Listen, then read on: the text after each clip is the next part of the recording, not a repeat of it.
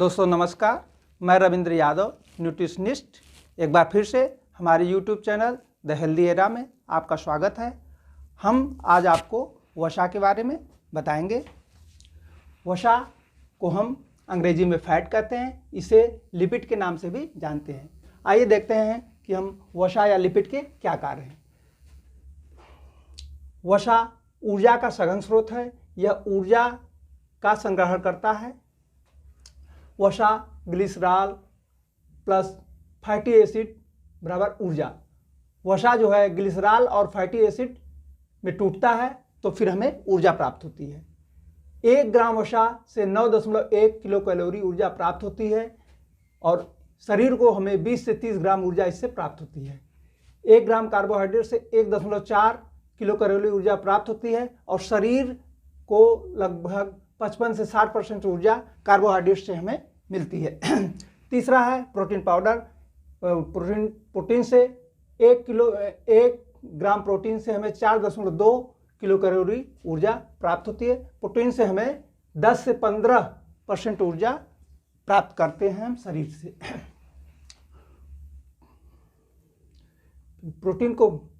वसा प्रोटीन को पचाता है, विटामिन्स को शरीर में विभिन्न भागों में ले जाता है, जैसे और विटामिन जो हैं ए, डी, ई के इसमें जो है घुलनशील विटामिन है। वसा युक्त साइनोवियम द्रव्य जो है हड्डियों में चिकनापन पैदा करता है, वह वसा से ही बनता है। त्वचा को सुंदर और सुडौल बनाता है। प्रत्येक व्यक्ति को लगभग 10 से 15 ग्राम तेल प्रतिदिन सुबह से शाम तक खाना चाहिए।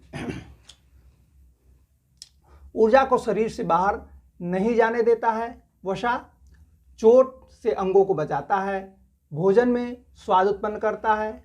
वसा फैटी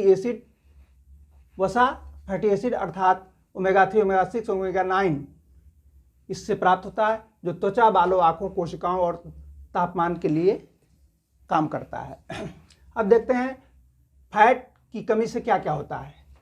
फैट की कमी से हमारी त्वचा रूखी हो जाती है, चर्म रोग होते हैं, सूजन होती है शरीर में, बाल का झड़ना शुरू हो जाता है, अवसाद होता है, थकान होती है, ठंड ज़्यादा लगती है, ध्यान केंद्रित नहीं होता है, आँख संबंधी समस्याएं उत्पन्न हो जाती हैं, इम्यूनिटी हमारी कम हो जाती है, जोड़ों में चट चट की आवाज़ आने लगती है। अब फैट की अधिकता से देखते हैं क्या क्या होता है। फैट की अधिकता से मोटापा होता है, ब्लड प्रेशर बढ़ता है, किडनी की बीमारियां होती हैं, किडनी खराब होती है, दिल की बीमारियां होने लगती हैं, ब्रेन हेमरेज होता है, स्ट्रोक, कोलेस्ट्रॉल और ट्राइग्लिसराइड बढ़ने लगता है। अब फैट को कैसे नापा जाता है ये देखते हैं। फैट या वसा को एक BMI टेस्ट होता है, बॉडी मास इंडेक्स टेस्ट होता है। इसका एक ये दिया गया है कि कितना कितना होना चाहिए। अगर 18.5 है तो आदमी अंडरवेट है, मतलब कि जितना होना चाहिए वजन उससे कम है। 18.5 से 24.9 आता है BMI तो वो नॉर्मल होता है। 25 से 29.9 होता है तो ओवरवेट हो जाता है और 30 से 39.9 होता है तो ओबेसिटी का शिकार हो जाता है और ये 40 प्लस हो जाता है तो हाई ओबेसिटी वो कहा जाता है। और ओबेसिटी के भी 3 स्टेज होते हैं। पहला से 30 से 34 के बीच प्रथम स्टेज होता है और 35 से 39 के बीच जो सेकंड स्टेज होता है और 40 प्लस जो होता है थर्ड स्टेज बोला जाता है। वसा कहाँ कहाँ जमा होती है आइए हम देखते हैं। यह लीवर में, पेशियों में, हड्डियों में, त्वचा के नीचे और गुर्दों के पास यह जमा होती है। इसके स्रोत हैं घी, दूध, डेयरी उत्पाद, डालडा, मछली का तेल, सरसों, सूरजमुखी का तेल, अलसी, palm oil, soybean, rice bran oil, नारियल और कुसुम का तेल। अब अगर फैट बढ़ गया है हमारा तो IMC में फैट अवे टैबलेट आता है, उसमें जो है ग्रीन टी, गार्सिनिया, त्रिफला, लहसुन, काली मिर्च, एलोवेरा और गिलोय सब पड़ा हुआ है जो बहुत अच्छा काम करता है। इसके अलावा एलो लिप केयर टैबलेट है, स्पोरुलिना टैबलेट है, श्री तुलसी है और रासिन ऑयल, यह सब हम लोग ले सकते हैं। जैसे कि ये देखिए हार्ट के लिए हार्ट स्ट्रांग टैबलेट है, ओमेगा 369 ये टैबलेट है, इसको हम लोग ले सकते हैं। इसके अलावा राइसिन आयल, ये राइसिन आयल जो हमारे संपूर्ण शरीर के लिए बहुत अच्छा है, ये अनसैचुरेटेड फैटी एसिड इससे प्राप्त होता है। इसमें जो है 3 तरह के एंटीऑक्सीडेंट पाए जाते हैं इसमें टोकोफेरॉल, टोकोट्रिनॉल और ओरिजिनल पाए जाते हैं, जो हार्ट, बीपी, शुगर और अन्य बीमारियों के लिए बहुत ही अच्छे हैं, बहुत ही कारगर हैं। इसके अलावा आइए अब देखते हैं वसा या लिपिड के प्रकार। वसा 3 प्रकार की होती है, बोले triglyceride, glycerol, alcohol plus 3 fatty acid. दूसरा होता है स्टेरॉल जो कोलेस्ट्रॉल होता है। इसके बाद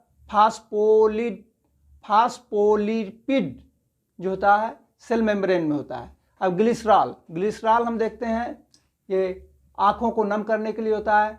चीनी, एक तरह की चीनी होती है, ये खुजली की क्रीम इससे बनती है, साबुन में इसका प्रयोग होता है, ई सिगरेट इससे बनाया जाता है और विस्फोटक पदार्थ भी इससे बनाए जाते हैं।